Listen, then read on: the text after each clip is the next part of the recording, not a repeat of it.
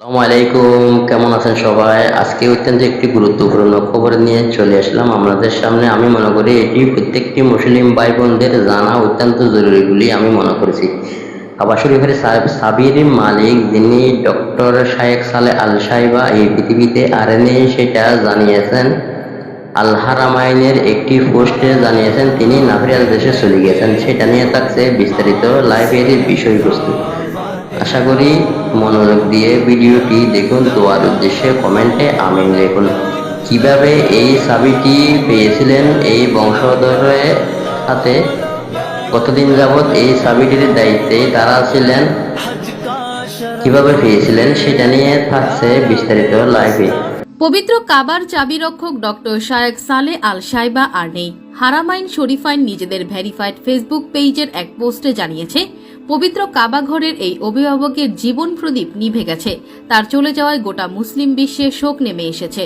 ধর্মপ্রাণ মুসল্লিরা চোখের জলে তার জান্নাত কামনা করছেন।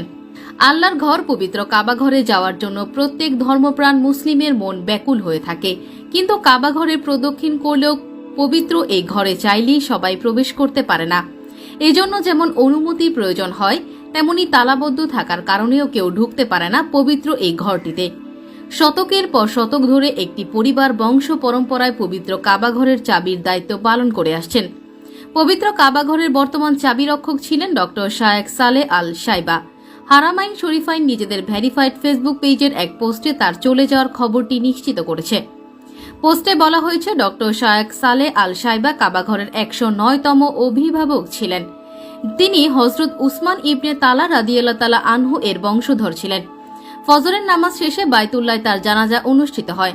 পরে তাকে মক্কার জান্নাতুল মুআল্লায় দাফন করা হয়।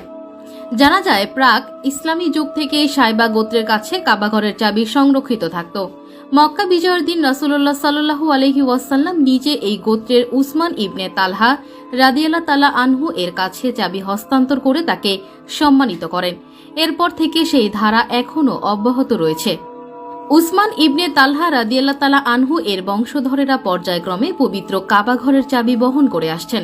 তাদের কাছ থেকে চাবি নিয়ে বিভিন্ন সময় সৌদি আরবের বাদশাহ এবং গণ্যমান্য ব্যক্তিবর্গ পবিত্র কাবা ঘরে প্রবেশ করে থাকেন। তারাই কাবার দরজা খুলে দেন। আরব নিউজে এক প্রতিবেদনে জানিয়েছে, পবিত্র মক্কা নগরীতে জন্মগ্রহণ করেন সালেহ আল সাইবা। ইসলামিক স্টাডিজের ওপর তার ডক্টরেট ডিগ্রি রয়েছে। তিনি বিশ্ববিদ্যালয়ের একজন অধ্যাপকের দায়িত্ব পালন করতেন। ধর্ম এবং ইতিহাস নিয়ে এই পর্যন্ত বেশ কয়েকটি বই প্রকাশ করেছেন সালেহ আল সাইবা।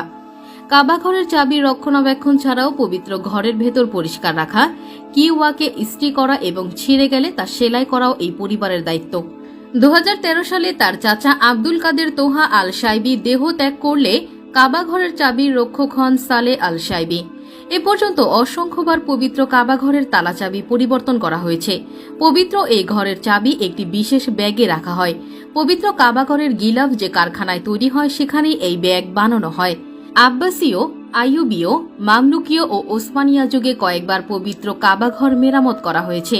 তখন প্রয়োজন মতো নতুন তালা চাবিও বানানো হয়েছে। সর্বশেষ 2013 সালে পবিত্র কাবা ঘরের চাবি পরিবর্তন করা হয়। সেই তালা চাবি এখনও ব্যবহার করা হচ্ছে। পবিত্র কাবাঘরকে আরবিতে বলা হয় বাইতুল্লাহ, যার অর্থ আল্লাহর ঘর। মহান আল্লাহ তাআলা তার ঘরকে লক্ষ্য করে পবিত্র কোরআনুল কারিমের সূরা আল ইমরানের 96 নম্বর আয়াতে বলেন, নিঃসন্দেহে সর্বপ্রথম ঘর যা মানুষের জন্য নির্ধারিত হয়েছে সেটাই হচ্ছে এ ঘর, যা মক্কায় অবস্থিত এবং সারা জাহানের মানুষের জন্য হেদায়েত ও বরকতময়। হযরত আদম আলাইহিসসালাম ও হযরত হাওয়া আলাইহিসসালামের পৃথিবীতে মিলন হলে তারা উভয়ে আল্লাহর কৃতজ্ঞতা প্রকাশ করেন। এরপর ইবাদতের জন্য হযরত আদম আলাইহিসসালাম আল্লাহর কাছে একটি মসজিদ প্রার্থনা করেন। মহান আল্লাহ রাব্বুল আলামিন তাদের দোয়া কবুল করেন এবং বাইতুল মামুরের আকৃতিতে পবিত্র কাবাঘর স্থাপন করেন। এখানেই হযরত আদম আলাইহিসসালাম সন্তুষ্ট চিত্তে আল্লাহর ইবাদত করতে থাকেন। অনেক তফসিরবিদদের মতে মানব সৃষ্টির অনেক আগেই মহান আল্লাহ তাআলা কাবাঘর সৃষ্টি করে। তফসিরবিদ মুজাহিদ এ ব্যাপারে বলেন, আল্লাহ রাব্বুল আলামিন বাইতুল্লাহর স্থানকে সমগ্র ভূপৃষ্ঠ থেকে 2000 বছর আগে সৃষ্টি করেছেন।